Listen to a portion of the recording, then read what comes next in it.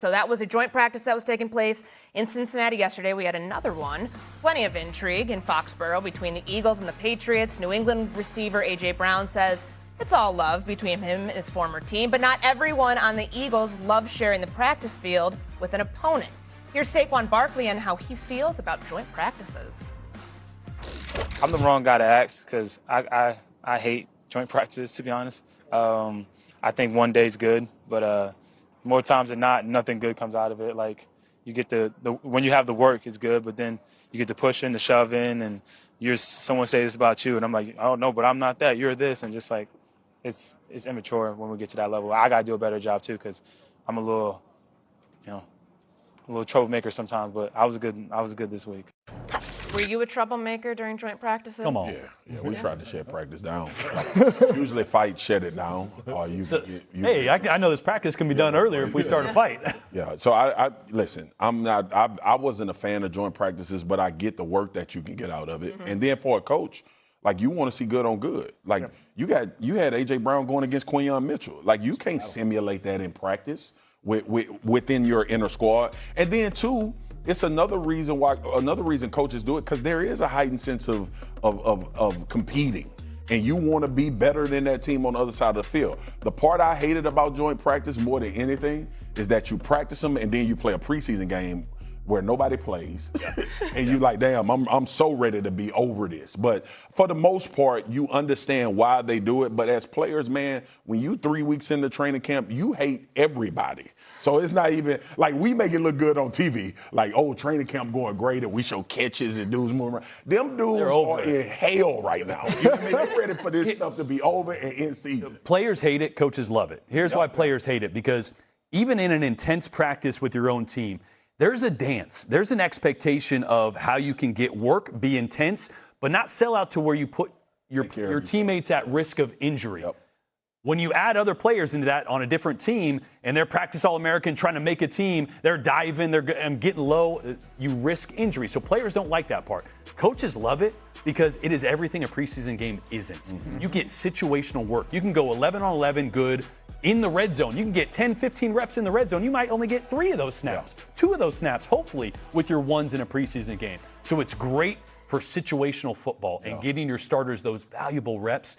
It's bad because emotions get heightened, and your number one priority, unlike it is with your team, is not to protect your teammate. It's to make a play or show you can do something, and that's what adds to the fights. That's a QB talking. Yeah.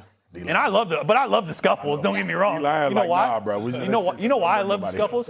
Because my big boys go protect. I could start it, and I never had to finish it. Yeah, you can get out of the pile. Absolutely. He has to run towards it. Oh yeah, say that to him. And the two of us are on the sideline, usually jotting down exactly what's happening, who throws the punch. Yeah, just jotting down uniform numbers. Look at Rodgers that was a punch. This guy's getting kicked out. Kicked out.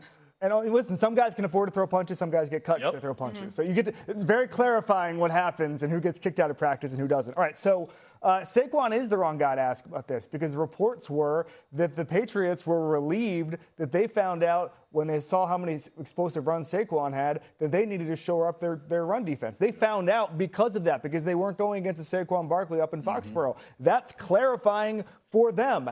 Good on good. It's helpful to go against that guy. If you're just running off explosive runs, you're in a position where maybe you don't go full bore all the time in joint practice. You don't get to feel it like you would for a preseason game or obviously a regular season game. I can see why you would hate joint practices. I could see a situation where, listen, Saquon Barkley's got nothing to prove right now. That's the most important thing. There are probably, let's say it was 80 guys out there, 85 guys out there.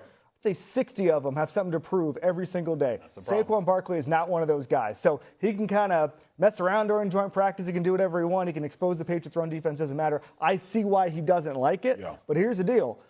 At some point, they're going to get rid of that third preseason game. Yeah. And I see a world in which there's a mandated joint practice, or all 32 teams are doing some sort of joint practice, whether it's a local team or the coaches or buddies or whatever. At some point, I think joint practices are going to replace the bulk of preseason work. Probably because you can sell tickets to it, too. There you go. You always find a way to make money. We'll be able to. Selling tickets, huh? I think Kevin made a good point. Like, we got fewer preseason games. Yeah. Guys need more reps. With all of them at some point if there's an 18th game added. And who's fighting?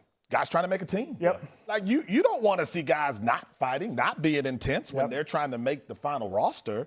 You cut back on the preseason action. Where else do you get the work? Where else do you prove yourself? You're that 4th round, 5th round pick. So I think if you're Saquon, you're a leader. Every time you step in front of that microphone, be positive, man. Like some of the stuff that Mark is talking about, say that to your teammates. But when you say it publicly, everybody's going to pounce on that. At the end of the day, I think the work is valuable, especially for the guys who aren't Saquon Barkley and don't have a guarantee on this team. Yeah, there have been a lot more fights, it feels like, this training camp and these preseason joint practices than maybe years past. It's because they cracked the code. Swagoo knows. Let's end practice 15 minutes early. Hey, big fella, let's do it. Everybody got to be on the same page about that. Yeah, just wait, because Jerry Jones made some comments about the fines that came down, and he might have a solution to how to eradicate all the fights that are coming out of these practices. Straight ahead here on First Take. So that take is going to melt.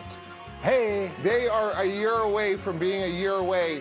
Fernando Mendoza is going to be a really good player, but there are big question mark guys at receiver. We're looking at a drop ball here. Who are their starting corners going to be? And when you think about that division, Jim Harbaugh, Sean Payton, Andy Reid, the Raiders are in the right direction. They are not winning the division this year. It's a hot take from an ice cube, and something's got to give. You know what I mean? Next caller, Shedeur Sanders. He says if he plays well tomorrow against Buffalo, he should be the Browns' Week 1 starter. Mike T, fraud or laud? Yeah, Gary, absolutely laud. Give Shedeur an opportunity here. He's big, he's strong, he can make all the throws. His upside is very intriguing. Deshaun Watson's played in 19 games in 6 years. He has 2 Achilles tendons tears. And, oh, by the way, he's going to be a free agent at the end of the year.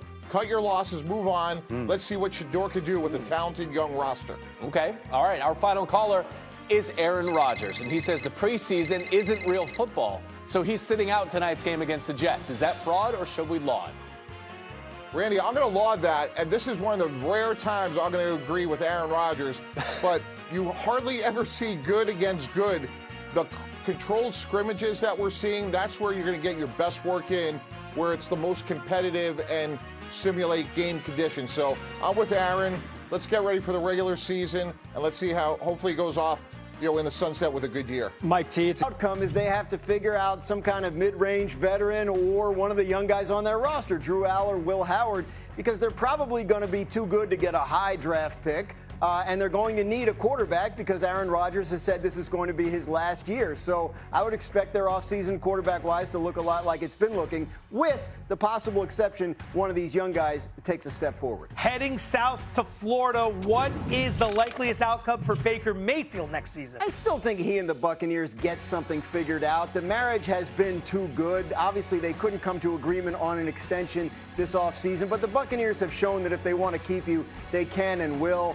They have the ability to franchise him next offseason if it comes to that, which I'm not sure he would even mind, given what that tag is going to be. But I think the most likely outcome is they figure this out. He has put up some big numbers for that team since arriving after that quick stint in L.A. And then finally, Philadelphia. What's at stake for Jalen Hurts' future this season? I think a lot, considering he was Super Bowl MVP a year and a half ago.